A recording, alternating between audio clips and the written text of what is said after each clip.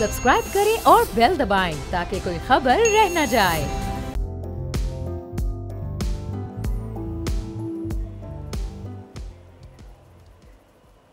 अस्सलाम वालेकुम, मैं बाब जहांगीर। आप देख रहे हैं प्रोग्राम व्यापार और आज कारोबार के हफ्ते का पहला रोज़ है। मार्केट में हमने 276 पॉइंट्स की कमी तो देखी, लेकिन स्टॉक एक्सचेंज में मजमूई तौर पर इसको भी एक मुस्बत पेशरफ्त कहा जा सकता है, क्योंकि पिछले हफ्ते में हमने देखा था कि इंडेक्स 76,000 की सतह को अबूर कर गया था। आज वो सतह तो बरकरार नहीं रह सकी, लेकिन अभी भी मार्केट चूंकि 75,000 से ज़्यादा के इंडेक्स पर ट्रेड कर रही है, तो सरमायाकारों के लिए बहरहाल ये एक अच्छी खबर है। सारे इकनॉमिक इंडिकेटर्स भी इस वक्त बेहतरी की जानिब गामजन है। तो आज कारोबार की क्या सूरत हाल रही और आने वाले दिनों में यह हफ्ता कैसा रहेगा कारोबार के लिए, खासतौर पर स्टॉक मार्केट के लिए, कफील अहमद से इस पूरी सूरत हाल पर हम जानेंगे। बोल न्यूज़ के नुमाइंदे हमारे साथ। तो कफील, बताइएगा आज क्या क्लोजिंग इंडेक्स रहा, किस तरह से कारोबार हुआ, सरमायाकारों का क्या कहना था आज की मार्केट के हवाले से?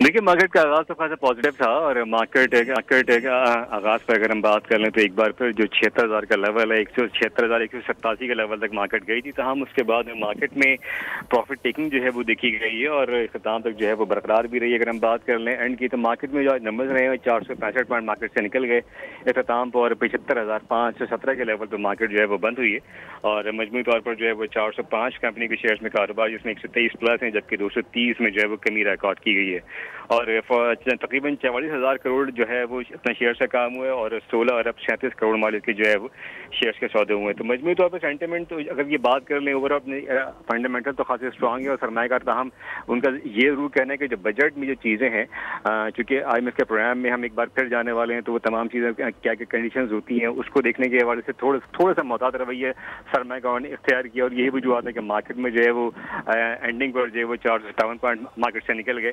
तो हम सरमायाकारों का कहना यह है कि मार्केट में फंडामेंटल स्ट्रांग है, मार्केट जो है वो आगे आइंदा आने वाले दिनों में बेहतर परफॉर्म करती हुई दिखाई देगी। ठीक है, बहुत बहुत शुक्रिया कफील अहमद, हमें अपडेट कर रहे थे। आज मार्केट का 75,517 पर 400 से ज़ायद पॉइंट्स की कमी वाक़ हुई है, लेकिन मजमूई तौर पर अभी भी मार्केट बेहतरी की जानिब गामजन है, चूँकि 75,000 से ऊपर की सतह पर ये ट्रेड कर रही है। मोहम्मद सुफियान साहब हमारे साथ मौजूद हैं, डायरेक्टर हैं सोहेल फारूक एंड को सिक्योरिटीज़ एडवाइजर्स प्राइवेट लिमिटेड के। बहुत शुक्रिया सुफियान साहब, प्रोग्राम के लिए आपने वक्त निकाला। अब जिस तरह ये पिछले हमने 1-1.5 माह में स्टॉक मार्केट की ग्रोथ देखी है, अभी भी 75,000 से ऊपर, कभी कभी इंडेक्स 76,000 को भी क्रॉस कर जाता है, नए नए रिकॉर्ड्स ये मार्केट बना रही है।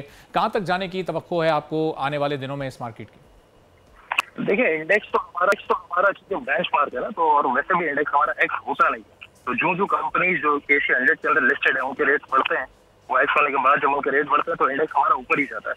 तो इसीलिए अगर जो टेक्निकल चार्ट के मुताबिक अगर हम लेवल्स देखते हैं तो अब 76 के बाद तो नया लेवल 80 का नजर आ रहा है और 80 के बाद फिर 84 का नजर आ रहा है।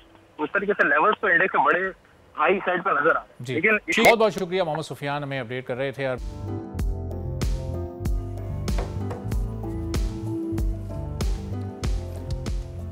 एक बार फिर आपको प्रोग्राम में खुशामदीद कहेंगे। गुज़िश्ता 6 माह के आदाद-ओ-शुमार स्टेट बैंक ऑफ पाकिस्तान की जानिब से जारी किए गए हैं, जिसमें बड़े होशरुबा इंकशाफात हुए हैं कि 80% जो बजट का था वो सिर्फ कर्ज की सूद की अदायगी में ही चला गया, यानी जो बाकी 20% है सिर्फ वो जो दीगर इंफ्रास्ट्रक्चर के और तरक्याती और गैर तरक्याती जो दीगर काम होते हैं उनके लिए फिर बचता है। तो ये जो इस वक्त सूरत हाल है पाकिस्तान के ऊपर, चूँकि सूद की अदायगी इतनी ज़्यादा है तो कर्ज़ों का बोझ भी बढ़ता जा रहा है। पाकिस्तान एक और IMF प्रोग्राम में जा रहा है। ये IMF प्रोग्राम अगर पाकिस्तान को मिलता है तो पाकिस्तान के पास कितना ब्रीदिंग स्पेस अगले चंद सालों के लिए क्रिएट हो जाएगा, फिर जो पाकिस्तान में इस वक्त इन्वेस्टमेंट आ रही है वो किस हद तक बढ़ सकती है, जो उसमें SIFC का खास तौर पर किरदार है, उस पर भी हम गुफ्तगू करेंगे। डॉक्टर शुजात फारूक साहब चीफ ऑफ रिसर्च हैं पाइट के, हमारे साथ मौजूद हैं। बहुत शुक्रिया डॉक्टर साहब, प्रोग्राम के लिए आपने वक्त निकाला। अब ये जो आदाद-ओ-शुमार हमें इब्तिदाई 6 माह के नज़र आ रहे हैं, इसमें हम 80% जो हमारे बजट का है वो तो सिर्फ जो कर्जों का सूद है उसकी अदायगी में दे रहे हैं, फिर एक्चुअल कर्ज अलग है। तो हमारे पास, हमारे मुल्क के पास क्या बचेगा अपने लोगों के ऊपर खर्च करने के लिए?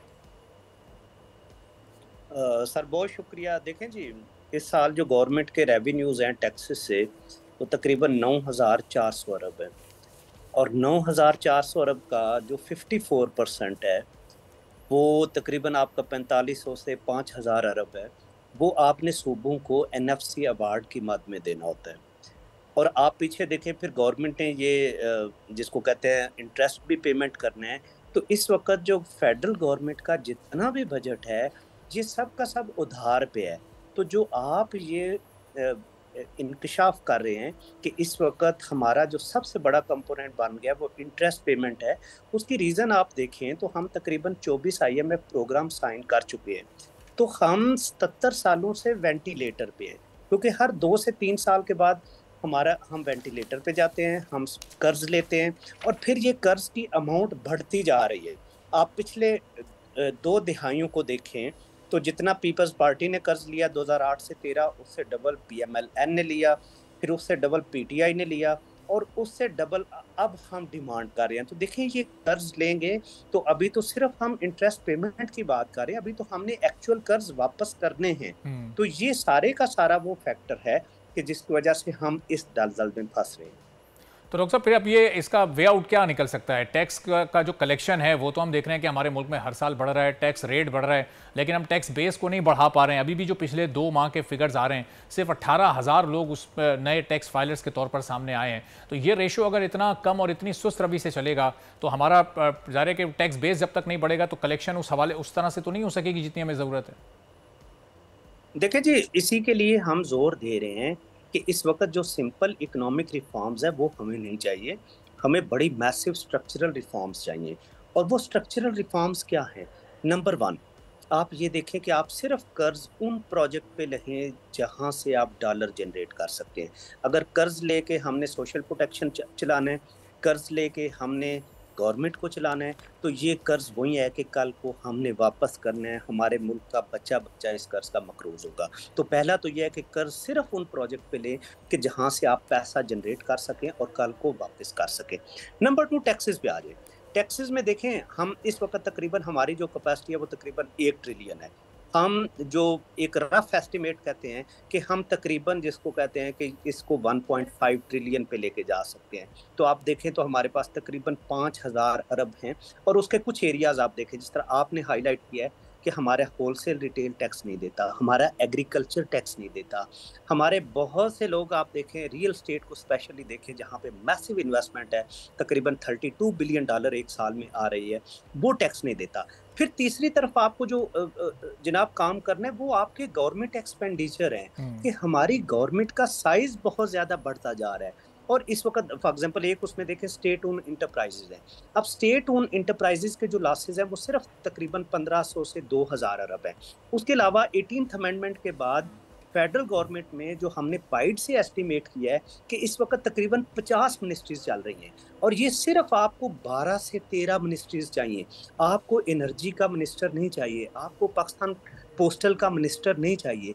तो ये जो गवर्नमेंट का साइज है, चाहे वो कैबिनेट देखें, चाहे आप मिनिस्टर्स देखें, चाहे सेक्रेटरीज देखें, मिनिस्ट्री की तादाद देखें, और फिर जो एम्प्लॉयमेंट का बर्डन है, फिर उसके अंदर पे एंड पेंशन का बिल देखें कि इस वक्त पेंशन जिसको कहते हैं एक बहुत बड़ा बम है। फेडरल और सूबों की पेंशन सिर्फ मिला लें तो ये तकरीबन 2,000 अरब रुपया बनती है। ये सारे वो एरियाज हैं कि जहाँ पे हमें रिफॉर्म्स की जरूरत है। तो डॉक्टर साहब, अभी ये तो ज़ाहिर है इन रिफॉर्म्स में तो बहुत लंबा अरसा लगेगा और अभी हमें कोई ऐसी इंटेंशन या कोई ऐसा इनिशिएटिव भी नज़र नहीं आ रहा कि जो इन रिफॉर्म्स की जानिब बढ़ने वाला कदम हो। हमारे फेडरल पर तो जो इस वक्त कर्ज़ों का बोझ है वो बढ़ रहा है, लेकिन अब हमारे सूबे भी बहुत हद तक ख़ुद से इंडिपेंडेंटली कर्ज़े लेने जा रहे हैं। अभी खैबर पख्तूनख्वा की खबर आई है जो कि आलमी बैंक से 60 अरब 52 करोड़ कर्जा लेने जा रहा है, एशियाई तरक्याती बैंक से वो अरबों का कर्जा लेने जा रहा है, फिर चीन से वो कर्जा लेने जा रहा है। तो ये हमारी इकॉनमी के लिए ये एक दुरुस्त बात हो सकती है कि इस तरह से सूबे भी अपने अपने खर्चे पूरे करने के लिए आलमी इदारों से और दोस्त ममालिक से कर्जे हासिल करें। देखिए, सबसे पहली चीज़ तो ये है कि जो 18th अमेंडमेंट आई है उसके बाद अगर आप सिनेरियो देखें तो फेडरल गवर्नमेंट गरीब हो गई है और सूबे अमीर हो गए हैं। सूबों के पास इतना पैसा पहले ही पड़ा हुआ है कि सूबे जिसको कहते हैं वो खुद अपने रेवेन्यूज जनरेट नहीं कर रहे। इस वक्त जो सूबों का बजट है उसमें बलूचिस्तान में शायद को 5 से 6% उनके अपने रेवेन्यूज़ हैं, और सबसे अच्छा सूबा जिसको हम पंजाब समझते हैं वहाँ पे भी 14-15% रेवेन्यूज़ वो अपने खुद कलेक्ट कर रहे हैं, जो अपने रिसोर्सेज से कलेक्ट कर रहे हैं। तो नंबर 1 तो यह है कि सूबों को उनके अंदर बहुत सा पोटेंशियल है, जिस तरह प्रॉपर्टी टैक्सेस हैं, कोई लोकल गवर्नमेंट के टैक्सेस होते हैं, बहुत से ऐसे आपके टैक्सेस हैं कि जिसको थ्रू सूबों को अपने रिसोर्सेज को मोबिलाइज करना है। अनफॉर्चुनेटली NFC अवार्ड के थ्रू उनको इतने पैसे मिल रहे हैं पहले ही कि उनको ज़रूरत नहीं पड़ रही। दूसरी जो चीज़ आप कह रहे हैं कि जी ADB से हम लेट से किसी प्रोजेक्ट के लिए लेते हैं, मेरी अर्ज़ होगी कि अगेन सिर्फ उन प्रोजेक्ट से सूबों को भी चाहिए कि उन प्रोजेक्ट के अंदर फॉरेन इन्वेस्टर्स को लेके आएँ, लोन लें कि जहाँ से कल आप पैसा जनरेट कर सकते हैं। अगर हमने पैसा लेके कोई मेट्रो बनानी है, अगर हमने पैसा लेके कोई सब्सिडी देनी है, वो कल को चाहे वो फेडरल गवर्नमेंट है चाहे सूबा है, वो मुल्क पे बोझ होगा। ठीक है, बहुत बहुत शुक्रिया। डॉक्टर शुजात फारूक साहब हमारे साथ मौजूद थे, चीफ ऑफ रिसर्च बाइट के, और कह रहे थे कि रिफॉर्म ज़रूरी हैं, ख़ासतौर पर वो रिफॉर्म्स के अगर कोई कर्ज लिया जा रहा है तो उस कर्ज से कोई इंडस्ट्री लगाई जा सके, डॉलर्स कमाने का कोई तरीक़ाकार पैदा किया जा सके ताकि जॉब क्रिएशन भी हो और फिर वो कर्ज हासिल कर वापस करने का कोई ज़रिया भी पैदा हो सके। इसी के साथ आज के प्रोग्राम से इजाज़त दीजिए, अल्लाह हाफ़िज़।